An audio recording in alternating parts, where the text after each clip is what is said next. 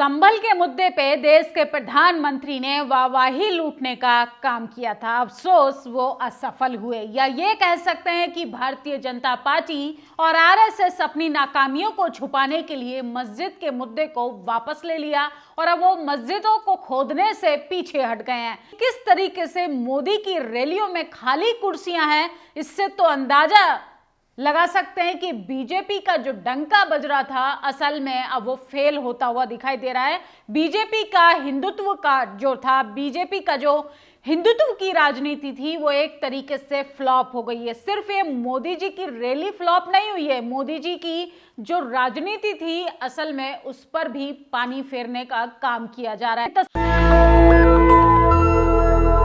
तस्वीरें देखते जाइए और ये तस्वीर है देश के प्रधानमंत्री नरेंद्र मोदी जी की रैली की। देश के प्रधानमंत्री की इलाहाबाद प्रयागराज में रैली थी और किस तरीके से उनकी रैली में खाली कुर्सियां हैं।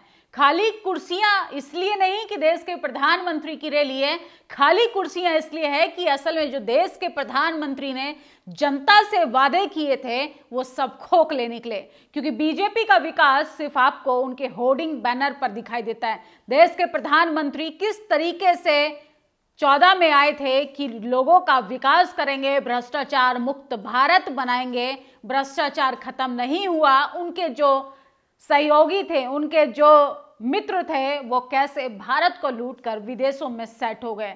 दोबारा देश के प्रधानमंत्री ने कहा कि युवाओं को करोड़ों करोड़ों नौकरियां दी जाएंगी और लोगों को आत्मनिर्भर बनाया जाएगा। अंजाम ये हुआ कि लोगों के हाथ में कटोरा थमा दिया, उस कटोरे में 5 किलो राशन डाल दिया और सोचिए किस तरीके से आपको धर्म का लॉलीपॉप चटाकर आपको गुमराह किया। लेकिन देश के प्रधानमंत्री हैं भाई, कुछ भी कर सकते हैं। देश के प्रधानमंत्री विधायकों को खरीदने का काम कर सकते हैं। बीजेपी पर तरह तरह के आरोप लगते हैं कि ईडी सीबीआई जो है वो बीजेपी का दायां और बायां हाथ है। किस तरीके से इन दो एजेंसियों के दम पर चुनाव जीतने का काम किया जाता है। सोचिए, अगर मोदी जी से आप सहमत नहीं है तो आपके यहाँ ईडी सीबीआई की रेड पड़ जाएगी। तो किस तरीके से मोदी सरकार तमाम नेताओं को, अभिनेताओं को, प्रवक्ताओं को डराने का काम करती है। ये खाली कुर्सियां जो आप देख रहे हैं ये बीजेपी की लगातार पोल खोल रहे हैं। मोदी जी लगातार चर्चाओं में बने रहते हैं, बड़े बड़े वादे लाते हैं, उनकी जो योजनाएं होती हैं बड़ी दिलचस्प होती हैं। योजनाओं के जो नाम होते हैं वो उनसे भी ज्यादा दिलचस्प होते हैं। अफसोस कि मोदी जी की रैली की कुर्सियां खाली हैं। ये कुर्सियां प्रयागराज में मोदी जी की रैली की आप देख रहे हैं, वो प्रयागराज जिसका नाम बदला गया था। बीजेपी वहां पर 55 करोड़ रुपए से भी ज्यादा की लागत खर्च कर महाकुंभ मेला का आयोजन करवा रही है और सोचिए देश की जनता के हाथ में कटोरा थमा दिया गया है। युवाओं के हाथ में अग्निवीर बनाकर उनके हाथ पैरों को किस तरीके से तोड़ने का काम किया है। देश के प्रधानमंत्री की रैली में खाली कुर्सियां नहीं होंगी तो क्या होगा। लेकिन एक बात है कि देश के प्रधानमंत्री चुनाव कैसे जीत जाते हैं, जब उनकी रैलियों में जनता ही नहीं जुट रही, उनकी रैलियों में कुर्सियों पर जनता बैठी हुई नहीं दिखाई दे रही। क्या खाली कुर्सियों से देश के प्रधानमंत्री चुनाव जीतते हैं या वाकई में ईवीएम की गड़बड़ी की वजह से चुनाव जीतने का काम होता है। क्योंकि ईवीएम का मुद्दा जिस तरीके से देश के प्रधानमंत्री ने महाराष्ट्र का चुनाव जीता और कैसे बीजेपी ने बाजी पलट दी, तो इससे क्या अंदाजा लगाएं क्या बीजेपी की सेटिंग गेटिंग की वजह से मोदी जी चुनाव जीतने का काम कर रहे हैं। क्योंकि इन तस्वीरों को आप लगातार देखते जाइए, प्रयागराज की तस्वीरें हैं जिसको संगम नगरी भी कहा जाता है। उस संगम नगरी में देश के प्रधानमंत्री की रैली फ्लॉप हो, ये तो चिंता का विषय है। क्या देश के प्रधानमंत्री का फिर से आने वाले यूपी विधानसभा में वही हाल होने वाला है जिस तरीके से रामलला की नगरी अयोध्या में बीजेपी का खदेड़ा हो गया। सोचिए, एक दलित सांसद ने बीजेपी को मजबूर तरीके से किस तरीके से हरा कर वहां से खदेड़ने का काम किया और मोदी जी तो खुद अपनी संसदीय सीट बनारस को भी हारते हारते अफसोस की जीत पाए हैं। उनको तो अपनी सीट बचाना मुश्किल हो गया था। तो देश के प्रधानमंत्री का अब हिंदू वाली राजनीति जो थी वो खत्म होती हुई दिखाई दे रही है। इसलिए देश के प्रधानमंत्री ने आज तो संसद में बाबा साहब करके डॉक्टर बी.आर. अम्बेडकर को याद किया। उनको संविधान याद आ रहा है, वो अलग बात है कि मनुस्मृति लागू की जा रही है, कैसे संविधान को खत्म किया जा रहा है, क्योंकि बीजेपी आरएसएस की लगातार पॉलिसी रही है कि मूर्ति पर माला चढ़ाई जाए, विचारों पर ताला लगाया जाए। एसटी, एससी, ओबीसी की भागीदारी को कमजोर करने का, उनकी नौकरियों को खत्म करने का, उनके अधिकारों को खत्म करने का, और कैसे इस देश की जनता को पंगु बना दिया गया है, देश की जनता को कमजोर बना दिया गया है। सोचिए, जो लोग भूखी जनता को अगर आप गुमराह करना चाहते हो तो उन्हें तमाशा दिखाना चाहिए, नाटक दिखाना चाहिए।